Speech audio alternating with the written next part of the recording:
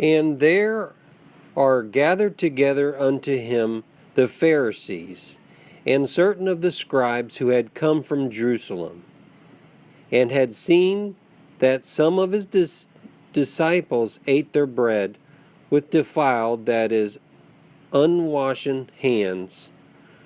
For the Pharisees and all the Jews, except they wash their hands diligently, eat not, holding the traditions of the elders. And when they come from the market place, except they bathe themselves, they eat not.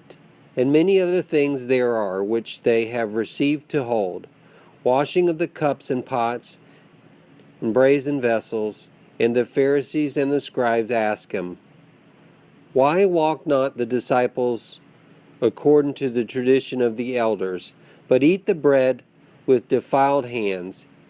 And he said unto them, Well did Isaiah the prophesy of you hypocrites, as it is written, This people honor me with their lips, but their heart is far from me.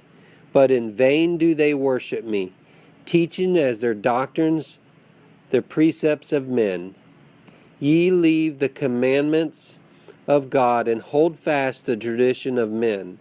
And he said unto them, Full well do ye reject the commandments of God, that ye may keep your traditions. For Moses says, Honor thy father and thy mother, and he that speaketh evil of the father or mother, let him die the death.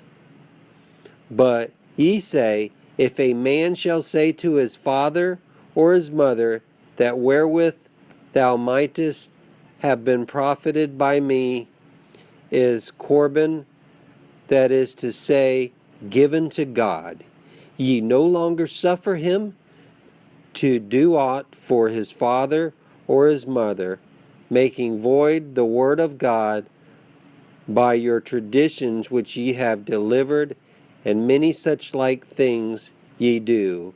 And he called to him the multitudes again, and said unto them, Hear me all of you, and understand, there is nothing from without the man that's going into him can defile him, but the things which proceedeth out of man are those that defile the man.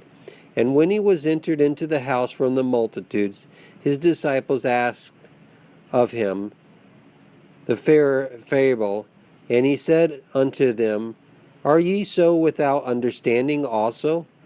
Perceive ye not that whatsoever from without goeth unto the man, it cannot defile him, because it goeth not into his heart, but into his belly, and goeth out into the drought.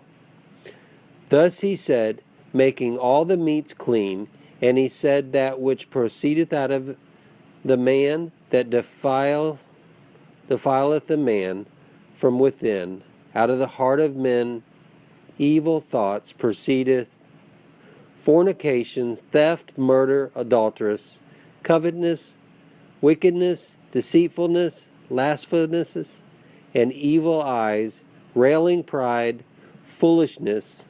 All these evil things proceed from within, and defile the man.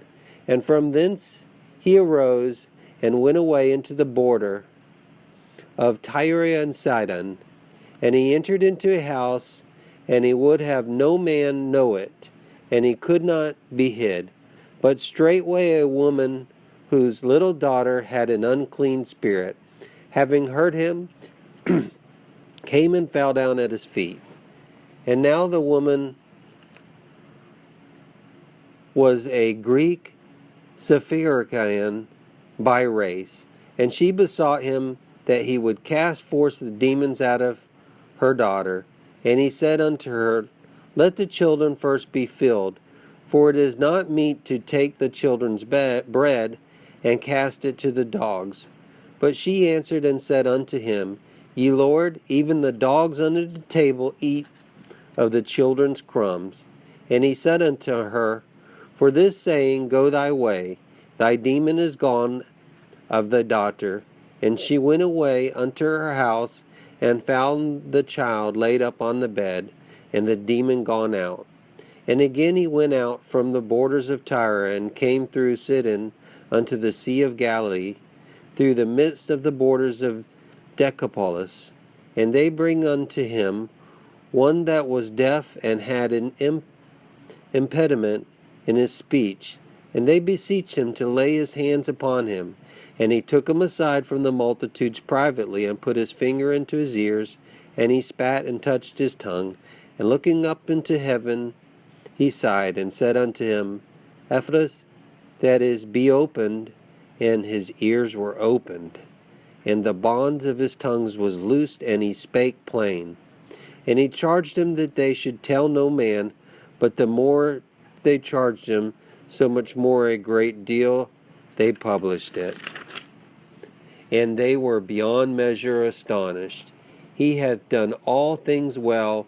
He maketh even the deaf hear, and the dumb speak. This was the book of Mark, chapter 7.